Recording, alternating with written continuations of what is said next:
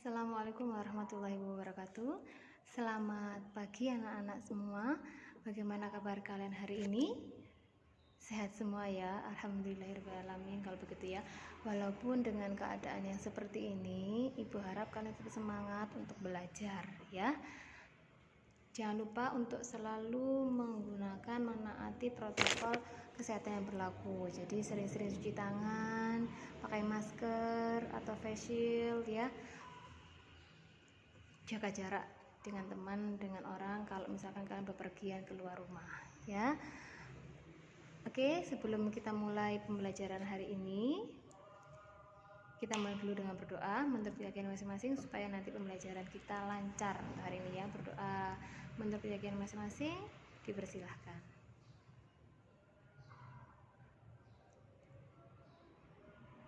Ya, doa selesai. Oke, sekarang sebelum Ibu mengajak kalian ke pembelajaran materi pertama di kelas 7 untuk modul 1 ini, babnya adalah tentang objek IPA dan pengamatannya. Sebelum Ibu melangkah ke sana, Ibu mereview sedikit lagi ya materi IPA yang ada di SD waktu dulu, karena kalian kan sebelumnya di SD gitu ya. Materi di SD. Jadi pelajaran IPA itu apa? Jadi pelajaran IPA itu mungkin aja dulu Bu yang tentang hitung-hitungan, tentang tumbuhan, tentang hewan. Iya Bu, ada juga yang tentang fotosintesis, dan lain sebagainya. Memang ya, waktu di SD dulu itu IPA itu cuma satu. Nah, untuk sekarang kita memasuki jenjang SMP ini, nanti IPA itu sebenarnya terdiri dari 3. Jadi ada tiga ilmu yang menyusun IPA ini. Yang pertama itu ada ilmu biologi. Jadi yang namanya biologi ini berhubungan dengan yang namanya makhluk hidup. Ada yang makhluk hidup itu berarti ada hewan, tumbuhan, manusia, dan juga nanti di situ ada bakteri, ada virus juga termasuk di dalam makhluk hidup. Yang kedua itu nanti ada cabang yang kedua itu adalah cabang fisika. Nah, fisika ini berhubungan dengan benda yang mati. Artinya di sini itu tentang pesawat sederhana, tentang kecepatan, tentang pembangkit listrik dan lain sebagainya. Yang tengah-tengahnya itu nanti ada kimia. Kimia itu berhubungan dengan reaksi. Jadi tengah-tengahnya antara fisika dengan biologi itu nanti ada kimia yang berhubungan dengan reaksi-reaksi, dengan zat, dengan unsur-unsurnya, itu nanti ada kimia ya. Sampai sini mungkin ada yang perlu ditanyakan, mungkin bisa raise hand atau mungkin juga bisa japri ke WA Ibu Enji ya untuk keterangan lebih lanjutnya. IPA itu adalah ilmu pengetahuan yang mempelajari tentang gejala-gejala alam melalui proses penelitian ataupun pengamatan ya. Jadi IPA itu memang berhubungan dengan alam, memang pelajaran yang membahas tentang alam gitu ya. Nah, pengamatan atau penelitian yang dilakukan di dalam IPA itu nanti juga membutuhkan sikap ilmiah. Jadi ada pengamatan dan juga ada sikap yang harus diimbangi. Pengamatan itu ada yang bisa melalui alat indera dan juga ada yang bisa melalui dengan alat ukur. Jadi kalau pengamatan yang menggunakan alat indera itu namanya pengamatan kualitatif. Dan data yang dihasilkan dari pengamatan kualitatif namanya adalah data kualitatif. Contohnya, Bu Enji mengamati warna bunga. Nah, kalau warna berarti kan otomatis alat indera kita, indera penglihatan kita yang berfungsi, yang bekerja. Oh, bunga ini berwarna kuning. Oh, bunga ini berwarna putih. Jadi alat indera kita yang bekerja itu akan menghasilkan data kualitatif. Sedangkan pengamatan yang menggunakan alat ukur maka akan menghasilkan data yang namanya data kuantitatif. Jadi pengamatan kuantitatif itu adalah pengamatan yang menggunakan alat ukur. Contohnya, Ibu mengukur panjang meja. Karena mengukur panjang meja, maka otomatis Bu Enji membutuhkan alat ukur, bisa penggaris, bisa juga meteran, dan lain sebagainya. Itu ya, pengamatan kualitatif dan pengamatan kuantitatif. Sudah paham ya? Jadi, kalau pengamatan kuantitatif itu menggunakan alat ukur, data yang dihasilkan juga namanya adalah data kuantitatif. Bagus. Kalau yang pengamatan kualitatif tadi menggunakan alat indera, panca indera kita. Data yang dihasilkan namanya adalah data kualitatif. Bisa dimengerti ya anak-anak? Bisa dipahami? Kita lanjut ya. Pengamatan kuantitatif dan pengamatan kualitatif itu harus dibarengi dengan sikap ilmiah. Jadi ketika kita mengamati, ketika kita meneliti suatu objek IPA, maka kita membutuhkan yang namanya sikap ilmiah. Sikap ilmiah ini anak-anak bisa berupa satu, rasa tanggung jawab. Jadi kalau misalkan kalian punya tanggung jawab, oh saya harus mengukur panjangnya meja, jadi saya harus melakukannya, itu tanggung jawab. Teliti, jadi ketika kita melakukan pengamatan, ketika kita melakukan penelitian, kita harus teliti untuk mengukur, untuk menghitung gitu ya. Teliti. Ulet, kerjasama, mandiri. Kenapa ada kerjasama? Karena dalam pengamatan itu sering sekali kita harus membentuk kelompok-kelompok. Jadi antar kelompok kita harus solid, harus kompak, harus tidak boleh egois gitu ya. Jadi harus kerjasama dengan yang lainnya agar proyek, agar tugas penelitian, tugas pengamatan kita nanti bisa berjalan dengan lancar dan selesai tepat pada waktunya, begitu ya. Jadi jangan lupa sikap ilmiah juga harus selalu diikuti pada saat pengamatan dilakukan ya. Jadi harus dibarengi. Kalau misalkan kalian misalkan satu kelas, satu kelompok tadi itu ada yang males, terus satunya lagi ada yang rajin. Ini kan berarti yang rajin tadi bisa mengingatkan, ayo kita bekerja sama biar pengamatannya cepat selesai tepat waktu. Biar nanti ada tugas selanjutnya lagi yang dikerjakan, gitu ya. Itu sikap ilmiah.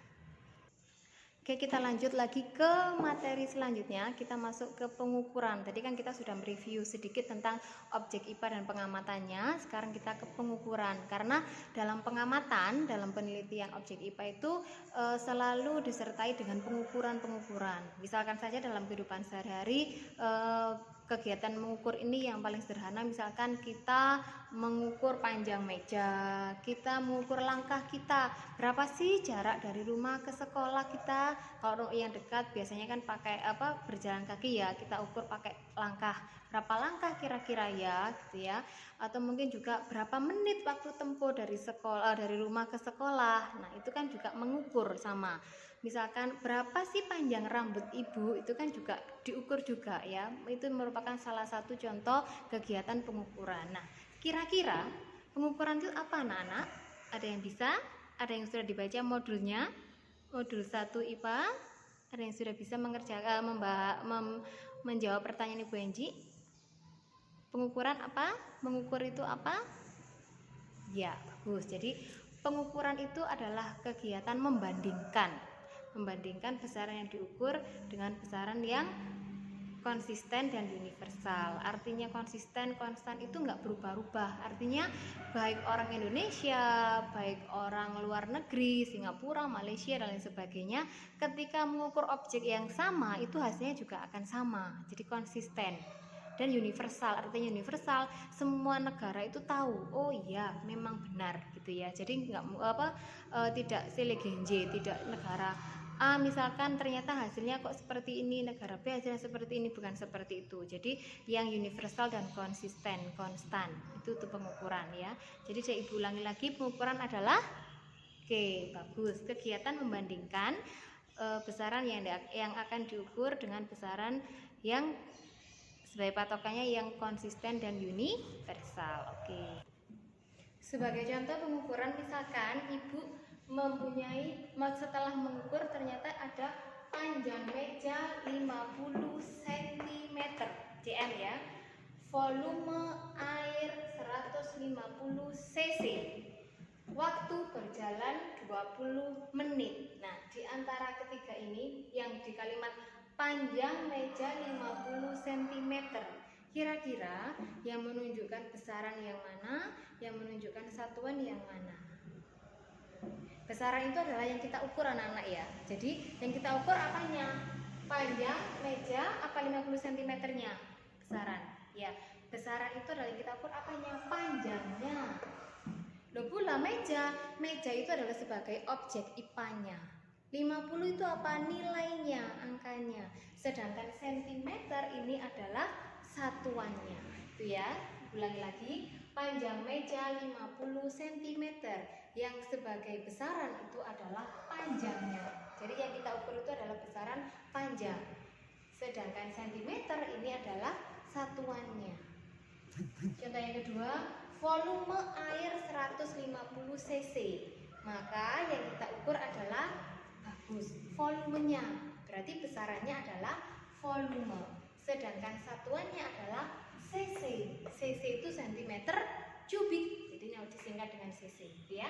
Yang ketiga ada waktu berjalan 20 menit. Jadi yang kita hitung adalah, yang kita ukur adalah waktunya. Jadi besarannya adalah waktu, sedangkan satuannya itu adalah menit.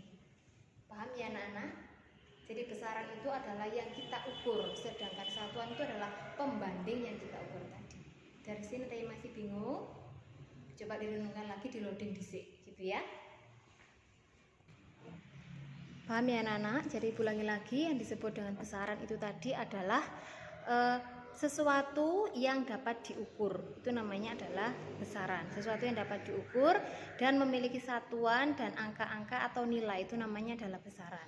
Jadi ada panjang, volume, terus ada massa, ada waktu. Itu adalah salah satu dari beberapa contoh besaran, ya. Itu besaran. Jadi besaran itu adalah sesuatu yang dapat diukur, terus memiliki satuan dan dinyatakan dengan angka-angka atau nilai. Sedangkan satuan itu adalah pembandingnya. Satuan itu adalah pembanding dalam mengukur suatu besaran. Sedangkan mengukur tadi adalah kegiatan membandingkan besaran yang kita ukur dengan besaran sejenis yang sudah ditetapkan secara konkret dan universal, secara konstan dan universal, ya. Seperti itu. Ada yang masih bingung? Sambil dibaca lagi modulnya, ya, modul IPA. Oke, kita lanjut ke besaran tadi, ya. Besaran itu ada dua anak-anak, ada besaran pokok dan besaran turunan. Ada besaran pokok dengan besaran turunan. Kalau besaran pokok itu adalah besaran yang satuannya sudah didefinisikan. Nah, untuk besaran pokok ini ada 7 macam. Di modul sudah ada, sebentar ya. Oke, sekarang kita ke besaran pokok, ya. Besaran pokok ada 7 macam. Di modul silakan dibuka halaman 23. Di itu sudah ada. Jadi besaran pokok itu ada panjang, ada massa, ada waktu, terus juga ada kuat arus, ada jumlah zat sama intensitas cahaya. Jadi ada 7 macam yang masuk ke dalam besaran pokok, ya. Ada panjang, massa, waktu, suhu, kuat arus, intensitas cahaya, dan jumlah zat. Silakan dibuka di halaman 23. Di situ sudah lengkap, ada tabelnya. Jadi ada besaran, ada satuan, dan juga ada lambangnya, lambang dari satuannya, gitu ya. Besaran tadi ada 2, ya, apalagi apa tadi?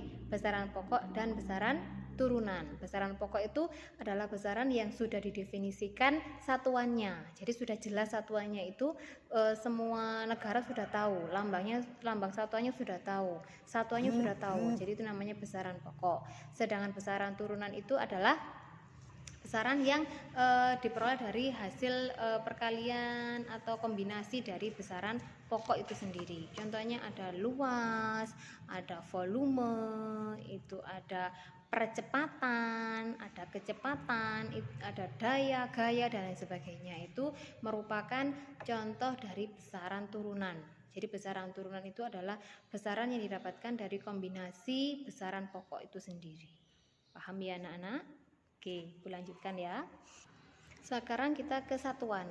Satuan pun juga sama, ada satuan baku dan satuan yang tak baku atau tidak baku. Satuan baku itu artinya berarti semua negara itu mengetahui satuannya itu apa, gitu ya.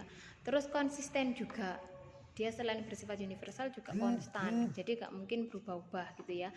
Contoh satuan baku itu kalau panjang itu di mana-mana pasti satuannya adalah meter. Entah itu ada di Indonesia, di Australia, di Singapura, itu sama. Panjang itu, untuk panjang satuannya adalah meter. Untuk waktu, satuan bakunya itu adalah sekon atau detik, sama saja, ya. Jadi di mana-mana kalau mau mengukur waktu pasti nanti satuannya adalah sekon atau detik. Oke.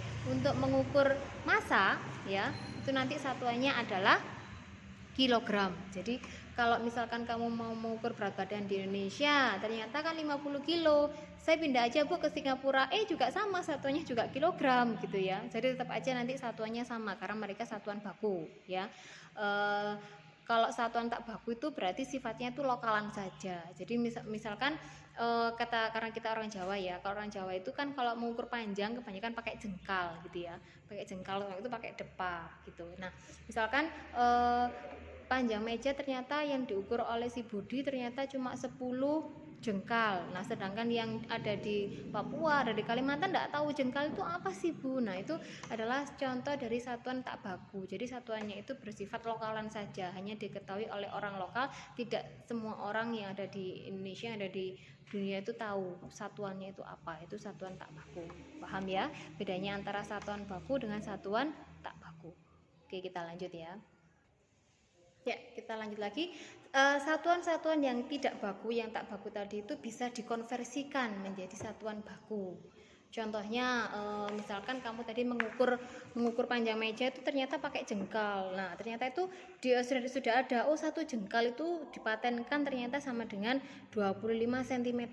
Misalkan di buku sudah ada ya, di modul halaman 7 bisa dibuka ya. Jadi 1 jengkal itu sama dengan 25 cm. 1 depa ya sama dengan 250 cm. Nah itu bisa juga dikonversikan dari satuan tak baku menjadi satuan baku, sudah ada. Atau mungkin juga kebalikannya, jadi misalkan kalian sudah mengukur dengan satuan yang baku, cuma nanti diubah menjadi satuan yang tak baku. Misalkan panjang jarak panjang jarak dari rumah menuju sekolahmu itu adalah 1 kilo. Bu, berarti kalau mau saya konversikan ke satuan baku berarti satuannya harus ke meter. Jadi dari kilometer diubah menjadi meter. Paham ya? Ini pakai anak tangga yang waktu di SD kayak IPA, kayak matematika ya, yang kilometer, hektometer, dekameter, meter itu ya. Perhatikan sebentar. Nih, misalkan Ibu punya ini ya. Tangga dari kilometer, hektometer, dekameter, meter, desimeter, sentimeter, milimeter. Setiap kali turun satu tangga maka dikalikan dengan 10.